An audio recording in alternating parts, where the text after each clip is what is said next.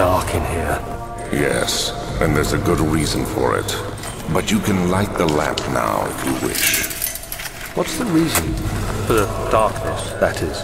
Stay close. Be careful not to stray. What's the reason?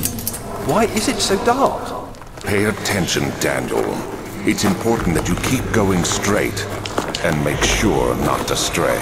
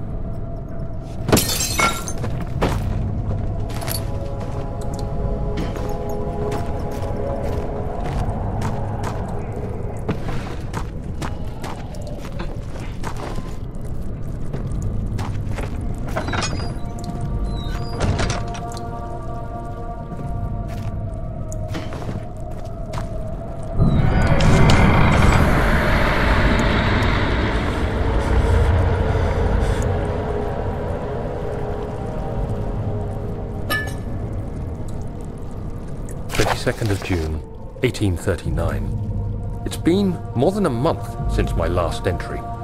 After the event inside the underground chamber in Algeria, Professor Herbert insisted I return to England. He said he didn't want to risk forfeiting the entire expedition lest I took a turn for the worse. An excessive decision, in retrospect. But I'm glad it turned out that way. I found my journal this morning in the haphazard collection of things brought home from Africa. Next to it lay the broken stone orb wrapped in cloth. I tried to assemble it, but couldn't. The pieces wouldn't fit together, as if they weren't from the same object. Could I have imagined it all? Was there ever a complete orb?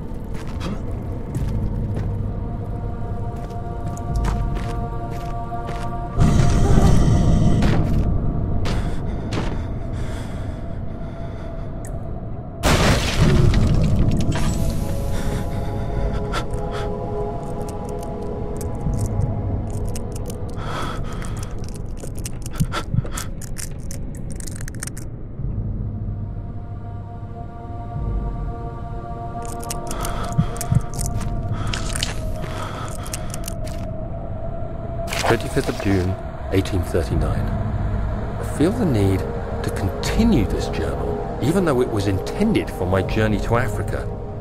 This must be something very important. I just know it.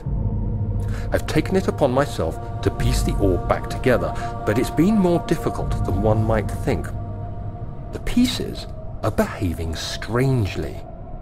They seem to change color, shape, and texture, but ever so slightly. Yesterday, I took careful measurements and notated any significant markings. Today, I confirmed my suspicions. They were changing. I was terrified and rushed off to see the finest geologist in London, Sir William Smith. I approached the subject with care and we discussed how rocks change form. He told me about the nature of glass, how it eventually collapses on itself, like ice slowly melting over the course of centuries. Smith eased my mind a bit, but I can't escape the feeling that these shards have otherworldly properties.